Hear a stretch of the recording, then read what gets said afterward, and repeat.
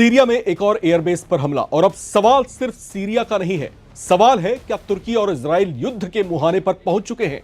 एक तरफ तुर्की, नाटो की बड़ी सैन्य ताकत, विशाल सेना, हजारों टैंक, बड़ी नौसेना और बेरख्तार जैसे घातक ड्रोन सिस्टम।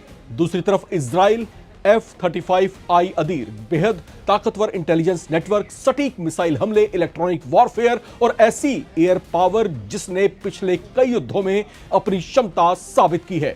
अब सोचिए, अगर ये दोनों ताकतें सीरिया के आसमान में आमने सामने आ गईं तो क्या होगा? क्या तुर्की अपनी विशाल मिलिट्री पावर के दम पर इजराइल को पीछे धकेल देगा, या फिर इजराइल का F-35I अदीर तुर्की के F-16 और ड्रोन फ्लीट को आसमान में ही चुनौती देगा? लेकिन कहानी यही खत्म नहीं होती, क्योंकि तुर्की अब अकेला नहीं है। मक्का में तुर्की, पाकिस्तान और सऊदी अरब ने ऐसा डिफेंस एग्रीमेंट किया है जिसने पूरे मिडिल ईस्ट के स्ट्रेटेजिक इक्वेशन को हिलाकर रख दिया है। और दूसरी तरफ इजराइल के पीछे है अमेरिका। यानी एक तरफ तुर्की के साथ पाकिस्तान और सऊदी अरब का नया डिफेंस फ्रेमवर्क, दूसरी तरफ इजराइल के साथ खड़ा है अमेरिका। तो अगर सीरिया में एक और हमला हुआ, अगर तुर्की की सेना ने जवाब दिया और अगर इजराइल ने पलटवार कर दिया, तो क्या यह टकराव सिर्फ तुर्की बनाम इजराइल होगा, या फिर मिडिल ईस्ट के कई देश इस संघर्ष में खिंचते चले जाएंगे? क्योंकि सीरिया के अबू अल दुहूर एयरबेस पर इजराइल का हमला अब सिर्फ एक एयर स्ट्राइक नहीं मानी जा रही। इसके पीछे सीरिया में तुर्की की संभावित मिलिट्री डिप्लॉयमेंट को लेकर इजराइल की चिंता सामने आई है। अमेरिका भी तनाव कम करने की कोशिश कर रहा है। यानी वॉशिंगटन को भी डर है कि सीरिया से शुरू हुआ यह तनाव कहीं तुर्की और इजराइल की सीधी भिड़ंत में तब्दील ना हो जाए। नवभारत टाइम्स की इस रिपोर्ट में आज खोलेंगे तुर्की बनाम इजराइल की पूरी मिलिट्री पावर का हिसाब। जमीन पर किसकी ताकत ज्यादा, आसमान में किसकी बढ़त, समुद्र में कौन भारी, F-35I अदीर versus F-16, Merkava MK4 बनाम तुर्की की टैंक फोर्स, और ड्रोन पावर वर्सेस इंटेलिजेंस। और सबसे बड़ा सवाल, अगर दोनों देशों की सेनाएं सचमुच आमने सामने आ गईं तो आखिर किसका पलड़ा भारी पड़ेगा? आइए शुरू करते हैं।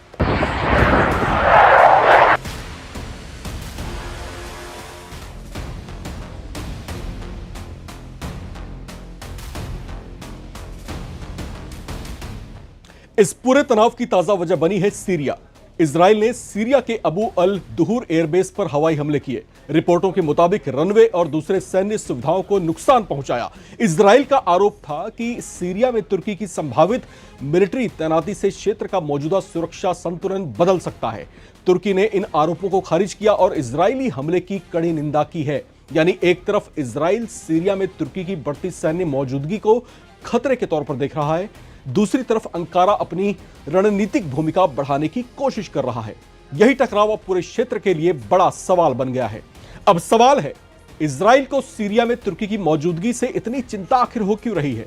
वजह है स्ट्रेटेजिक जियोग्राफी। तुर्की सीरिया के उत्तर में है और सीरिया की नई सत्ता के साथ उसके सैन्य और रणनीतिक संबंध बढ़ रहे हैं। वहीं इजराइल सीरिया में किसी ऐसी सैन्य क्षमता को मजबूत होते नहीं देखना चाहता जो भविष्य में उसकी सुरक्षा को चुनौती दे सके। अब आते हैं मिलिट्री पावर पर। ग्लोबल फायर पावर 2026 की रैंकिंग में तुर्की दुनिया में 9वें स्थान पर है, इजराइल 15वें स्थान पर है। तुर्की की जो पावर इंडेक्स है 0.1975 है और इजराइल की अगर हम पावर इंडेक्स की बात करें तो 0.2707 है। यहां ध्यान रखना जरूरी है कि इस रैंकिंग में कम पावर इंडेक्स बेहतर माना जाता है, लेकिन इसका मतलब यह नहीं है कि तुर्की युद्ध में इजराइल को आसानी से हरा देगा, क्योंकि आधुनिक युद्ध सिर्फ सैनिकों और हथियारों की संख्या से नहीं जीते जाते। Technology, intelligence, logistics, air power और प्रिसीजन स्ट्राइक भी निर्णायक भूमिका निभाते हैं। जमीन पर तुर्की की ताकत बेहद बड़ी है। उसके पास बड़ी संख्या में main battle tanks, armed vehicles, artillery और ग्राउंड सिस्टम्स हैं। उसकी सेना नाटो के सबसे बड़े सैन्य ढांचे में से एक का हिस्सा है। साथ ही तुर्की ने अपनी डिफेंस इंडस्ट्री को तेजी से मजबूत किया है।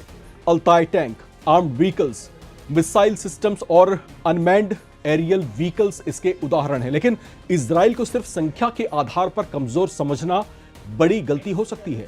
उसकी जमीनी ताकत की पहचान है मरकोवा MK4 टैंक। इसके साथ ट्रॉफी एक्टिव प्रोटेक्शन सिस्टम जैसी तकनीक आने वाले एंटी टैंक मिसाइल्स और रॉकेट से सुरक्षा बढ़ाती हैं। यानी तुर्की के पास संख्या का फायदा हो सकता है, लेकिन इजराइल के पास टेक्नोलॉजी और इंटीग्रेटेड वॉरफेयर का बड़ा एडवांटेज भी है।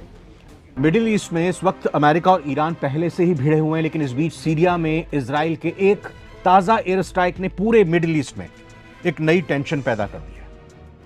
और खबर सिर्फ सीरिया और इजराइल की नहीं है, इस बार सीधे सीधे तुर्की का नाम भी इसमें जुड़ गया। इस्लामिक नाटो के जरिए नहीं, बल्कि इन दोनों के तनाव के जरिए। रिपोर्ट्स ये कह रही हैं कि इजराइल की खुफिया एजेंसी मोसाद के प्रमुख रोमन गॉफमैन ने 14 अगस्त को सीरिया के विदेश मंत्री असद अल शेबानी से फोन पर बात की थी।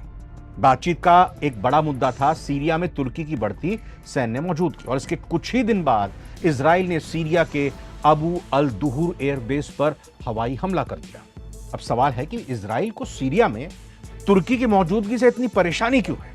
क्या इजराइल को डर है कि सीरिया में तुर्की का सैन्य बेस बनने वाला है? और क्या इजराइल और तुर्की के लड़ाकू विमान आमने सामने आने की नौबत तक पहुंच चुके थे? आगे क्या ये दोनों भिड़ सकते हैं दोनों देश? क्योंकि अमेरिकी राष्ट्रपति ट्रंप के सीरिया मामलों के विशेष दूत टॉम बैरक ने चेतावनी दी है कि हालात में गलतफहमी होती तो मामला सीधे तुर्की और इजराइल के सैन्य टकराव तक जा सकता था। इसलिए दोनों देशों को, इजराइल को, तुर्की को संयम बरतना होगा। देखिए, इजराइल और सीरिया के बीच आमतौर पर रिश्ते बेहद खराब रहे हैं, लेकिन इस बार जो फोन कॉल सामने आए हैं वो इसलिए महत्वपूर्ण है क्योंकि ये मोसाद प्रमुख और सीरियाई विदेश मंत्री के बीच उच्च स्तर की बातचीत थी। रिपोर्ट्स के मुताबिक बातचीत में इजराइल की सबसे बड़ी चिंता थी सीरिया में तुर्की की सैन्य भूमिका।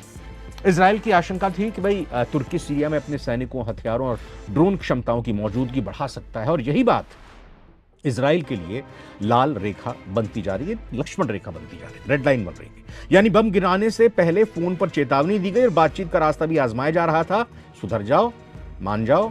लेकिन इसके कुछ दिन बाद अबू अल दुहूर एयरबेस पर हमला हो गया।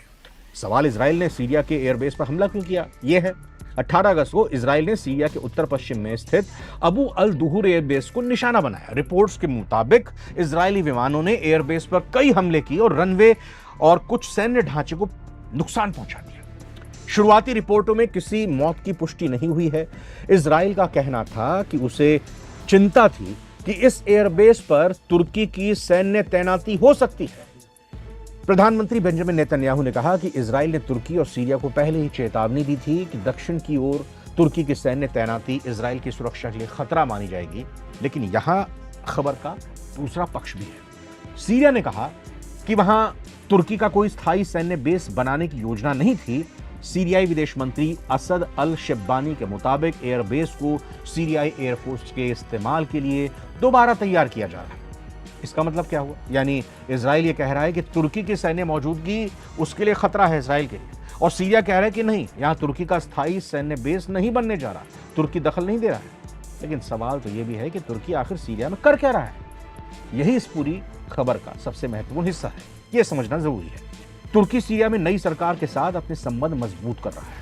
बशर अल असद के शासन के खत्म होने के बाद सीरिया में नया राजनीतिक समीकरण बना है और तुर्की राष्ट्रपति रेचेप तैयब अर्दोगान की सरकार नई सीरियाई सत्ता के साथ सैन्य और राजनीतिक सहयोग लगातार बढ़ा रही है। तुर्की जो है वो ट्रेनिंग दे रहा है और रक्षा सहयोग के जरिए सीरियाई सेना को मजबूत करने में अपनी भूमिका निभाना चाहता है, और यही इजराइल को परेशान कर रहा है। क्यों? क्योंकि इजराइल नहीं चाहता कि सीरिया उसके आसपास किसी दूसरी बड़ी क्षेत्रीय सैन्य शक्ति का मजबूत ठिकाना बन जाए। वर्चस्व इजराइल का ही रहे, यही चाहता है इजराइल, खासकर ऐसी शक्ति जिसका इजराइल के साथ रिश्ता पहले से तनावपूर्ण है और तुर्की और इजराइल के संबंध पहले से ही तनावपूर्ण है। अब